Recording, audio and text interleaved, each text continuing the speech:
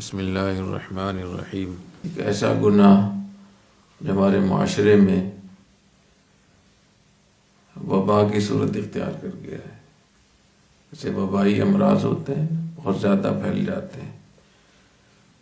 اس وقت ہم ایک ایسے گناہ میں مبتلا ہیں اجتماعی طور پر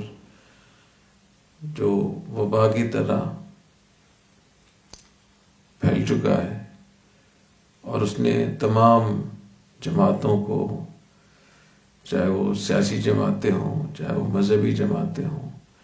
چاہے وہ غیر سیاسی غیر مذہبی ہوں، سب کو اپنے لپیٹ میں لیا ہوا ہے۔ اور اگر ہم نے اس گناہ سے توبہ نہ کی، ہم باز نہ آئے اس سے، تو کسی بھی تہذیب کو، کسی بھی ریاست کو تباہی سے دوچار کرنے کے لیے یہ اکیلا گناہ کافی ہے۔ اور وہ گناہ کیا ہے کہ بغیر تحقیق کے،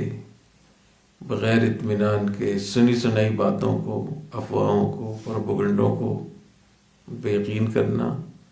ان کو آگے پھیلانا اور اس کو وائرل کرنا۔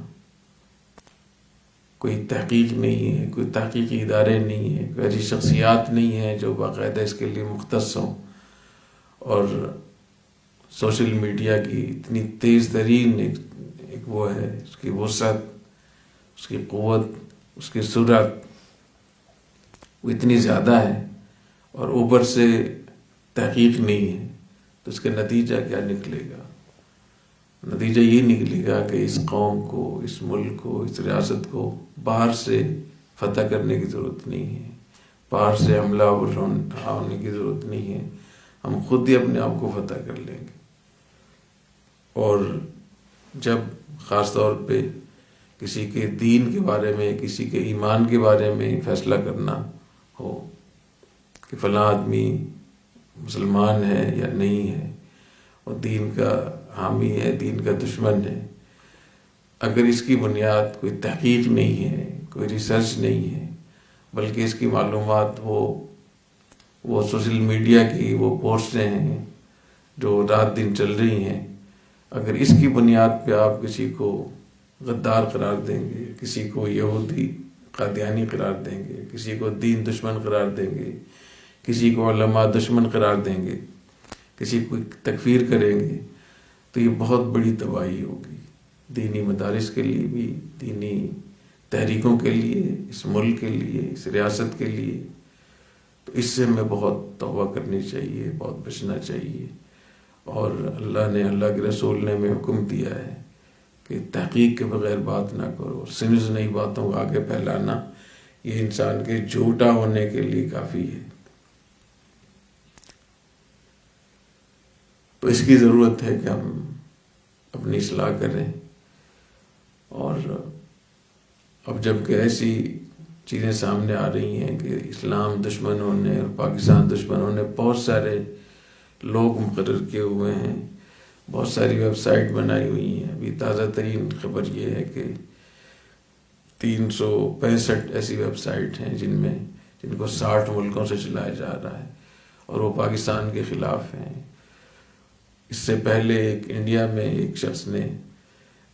بتایا تھا کہ وہاں ایک سیل قائم کیا گیا ہے، اور وہ مسلمانوں کے خلاف ہے، اور اس میں 300 لوگ کام کر رہے ہیں۔ مودی نے اس کو قائم کیا ہے، وہاں کی حکومت نے، بی جے پی کی حکومت نے،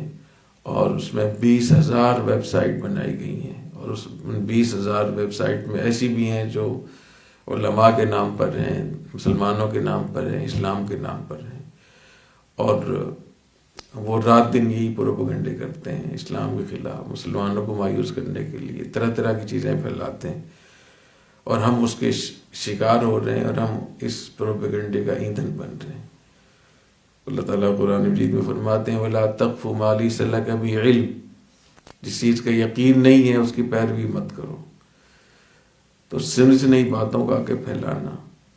یہ درست نہیں ہے، جائز نہیں ہے، حرام ہے، گناہ ہے۔ اور جب یہ اس حد تک ہو جائے کہ بڑے چھوٹے اس میں مبتلا ہو جائیں، جو نیک لوگ ہیں وہ بھی اس میں شریک ہو جائیں، اور بڑی سطح کے لوگ بھی شریک ہو جائیں، تو پھر کتنا نقصان ہوگا اس کا۔ تو اللہ تعالیٰ ہماری حفاظت فرمائے، اللہ تعالیٰ ہمیں توفیق دے کہ ہم دین کے ان ہدایات کے اوپر چلیں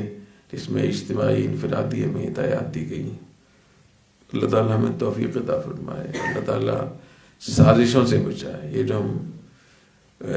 بے حسی ہے، بے بسی ہے، بدگمانی، بدزبانی، نا امیدی، خلفشار، انتشار اور کم ظرفی، ایک دوسرے سے کے خلاف ہونا،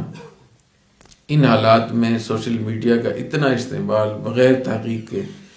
یہ کسی بھی قوم کو تباہ ہونے کے لیے، تباہ کرنے کے لیے کافی ہے، کسی اور تباہی کی ضرورت نہیں ہے۔ تو اللہ تعالیٰ ہماری حفاظت فرمائے، اور اللہ تعالیٰ میں ایسے ادارے قائم کرنے کی توفیق عطا فرمائے جہاں ریسرچ ہو، تحقیق ہو۔ اللہ تعالیٰ ایسے لوگ ہمیں تیار کرنے کی توفیق عطا فرمائے جو اس قوم کو صحیح راستہ بتا سکے۔